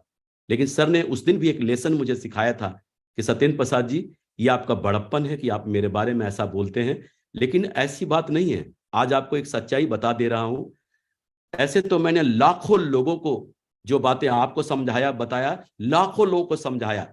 अगर सफल होना होता ना मेरी बातों में वो बात होती तो लाखों लोग सफल हो जाते। लेकिन उनमें और आप में सिर्फ एक ही फर्क है कि आपने मेरे बातों को अपने जीवन में उतार लिया, इसलिए आज आप सफल हैं। आज आप जीवन में जहां पर भी हैं, जिस हाल में भी हैं, सिर्फ और सिर्फ अपने वजह से हैं। और जीवन में आप जिस ऊंचाई पर भी जाएंगे सिर्फ और सिर्फ अपने वजह से। सो सर कोटि कोटि आपका धन्यवाद सर, आपने इतना विश्वास और यकीन मेरे पर दिखाया और जीवन भर ऋणी रहूंगा मैं और मेरा परिवार। और डायमंड बनने के बाद सर ने मुझे विधिवत रूप से माननीय श्रीमान विजयपाल सर के जी के हवाले कर दिया कि जो प्यार सम्मान सत्येंद्र जी आज आपने मुझे दिया, वही प्यार और सम्मान विजयपाल सर को देना और वही प्यार सम्मान इधर से भी मिलेगा। तो सर के सानिध्य में आज भी मैं काम कर रहा हूं और क्या बताऊं, सर तो सर ही हैं। सर जैसा दूसरा जीवन दुनिया में कोई नहीं हो सकता। और माननीय श्रीमान माधव सर जी का जीवन भर आभारी रहूंगा। इन्होंने डे फर्स्ट से, जब आप शुरुआत में सर के साथ था तब भी सर का साथ था, आज हम माननीय श्रीमान विजयपाल सर जी के साथ हैं, आज भी मेरे साथ हैं। ये दोनों जो मेरे जीवन के बहुत बड़े आयाम लिखने में आज हमको प्रेरित करते हैं, आगे बढ़ाते हैं। और मैं जीवन भर इनका ऋणी रहूंगा। और मुझे पूरा यकीन है जिस तरह सर का साथ आज हमें मिलता है, जिस तरह सर का साथ मिलता जा रहा है। मुझे मालूम है जीवन के आखिरी पल तक मुझे इनका साथ ऐसे ही मिलता रहेगा। और माननीय श्रीमान सत्य प्रकाश सर जी, माननीय श्रीमान शिव कुमार शर्मा सर जी, माननीय श्रीमान राधेश्याम फौजी सर जी और माननीय श्रीमान अजय राजपूत सर जी, इन्होंने शुरुआती दिनों में बेसिक लेवल पर इन्होंने भरपूर साथ दिया। जी भर कर इन्होंने मेरे साथ मेहनत किया। मैं कृतज्ञ हूं अपने अपलाइन का, जिन्होंने मुझे शुरुआती दिनों में ए से जेड तक इन्होंने सिखाया। नर्सरी से लेकर LKG सब इन्होंने मुझे कैसे आगे बढ़ना है, कैसे क्या करना है, एक एक बातों को सिखाया है। और मैं ये नहीं होते तो शायद आप जैसे बड़े बड़े योद्धा हमको कभी नहीं मिलते। सो धन्यवाद हृदय से आपका भी सर, बहुत बहुत धन्यवाद। और आज जो है मैं धन्यवाद आप सभी लोगों का करना चाहता हूं, जो लोग आज आप मुझे सुन रहे हैं। आज हमने अपने जीवन का एक मिशन बना रखा है, जीवन का एक मिशन बना रखा है कि आप चाहे जितनी भी ऊंचाई पर हो, जितनी भी ऊंचाई पर हो, अपना मान हमेशा शून्य के बराबर रखना। हो सकता है आपकी वैल्यू कहीं गिनती में ना हो, लेकिन जिसके बराबर में भी आप खड़े हो जाएंगे ना, उसकी कीमत 10 गुना बढ़ा देंगे, 10 गुना बढ़ा देंगे। हमने ये बात सुना है, फर्क इस बात से नहीं पड़ता कि आज आप जीवन में कहां हैं, कितने सफल हैं। फर्क इस बात से पड़ता है ना कि आप जितने सफल जीवन में हो सकते थे, क्या उतने सफल हुए क्या? ये सोचना बहुत जरूरी है। आज हमने 59 साल की मेरी उम्र है, और कहते हैं ना लोग 60 साल की उम्र में लोग तीर्थ यात्रा और इसकी बात करते हैं। जब अपने बच्चों के शादी ब्याह कर देते हैं तो तीर्थ यात्रा और इन्हीं बातों की बात करते हैं। हमने भी सोचा कि अब इस उम्र में हम क्या करें, और हमने पति पत्नी दोनों ने मिलकर यह फैसला लिया है कि जब तक मेरे पैर चलेंगे, जब तक मैं सेफ सोप के नेटवर्क में ही मिलूंगा, फील्ड में ही मिलूंगा, आप लोगों के सामने ही मिलूंगा। मेरा तो तीर्थ यात्रा यही है, जीना यहां, मरना यहां, इसके सिवा जाना कहां। ये मेरा तीर्थ यात्रा यही है। और लोग ये ना समझें कि आज मैं बूढ़ा हो गया, 59-60 साल का हो गया। 25 साल के भी बूढ़े होते हैं और 60 साल के भी बूढ़े होते हैं। आपकी उम्र क्या है इस बात से कोई फर्क नहीं पड़ता। फर्क इस बात से पड़ता है कि आपकी सोच किस उम्र की है, इस बात से फर्क पड़ता है।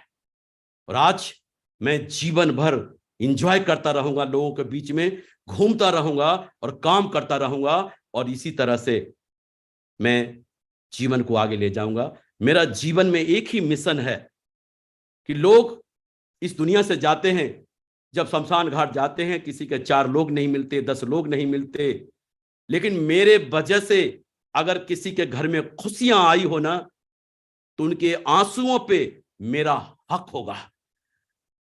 और मेरा सपना है कि जब मैं इस दुनिया से जाऊं, 2-4 नहीं, ऐसे भी जनाजे होते हैं पूरे शहर में जगह नहीं मिलती है।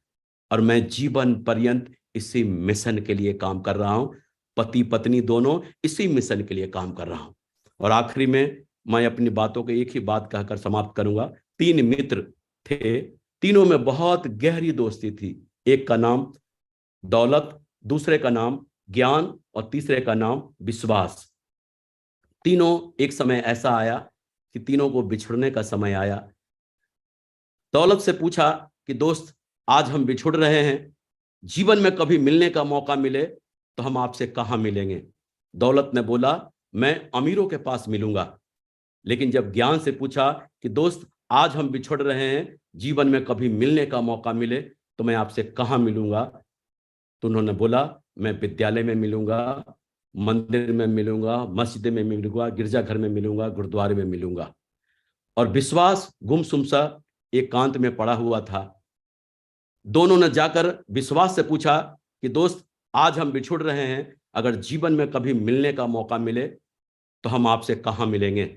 विश्वास बहुत ही गहरी सी सांस लेकर बोला कि दोस्त, जीवन में एक बार अगर मैं बिछुड़ गया ना तो फिर कभी नहीं मिलता हूं, कभी नहीं मिलता हूं।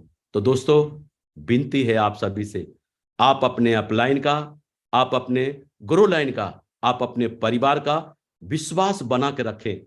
सच कह रहा हूं, अगर आप अपलाइन का विश्वास जीतने में कामयाब हो गए ना तो उनके दिलों पर राज करेंगे और जीवन भर माला माल रहेंगे। मैं इन्हीं बातों के साथ आज की बात समाप्त करना चाहूंगा। आप लोगों ने धैर्यपूर्वक मुझे सुना। मैं कृतज्ञ हूं माननीय श्रीमान नरसिंह ग्रेवाल साहब का, आपने मुझे मौका दिया तमाम मेरे दोस्तों से रूबरू होने का। धन्यवाद। आखिर में मैं एक ही बात कहूंगा, नमस्कार, जय Hind and go crown master.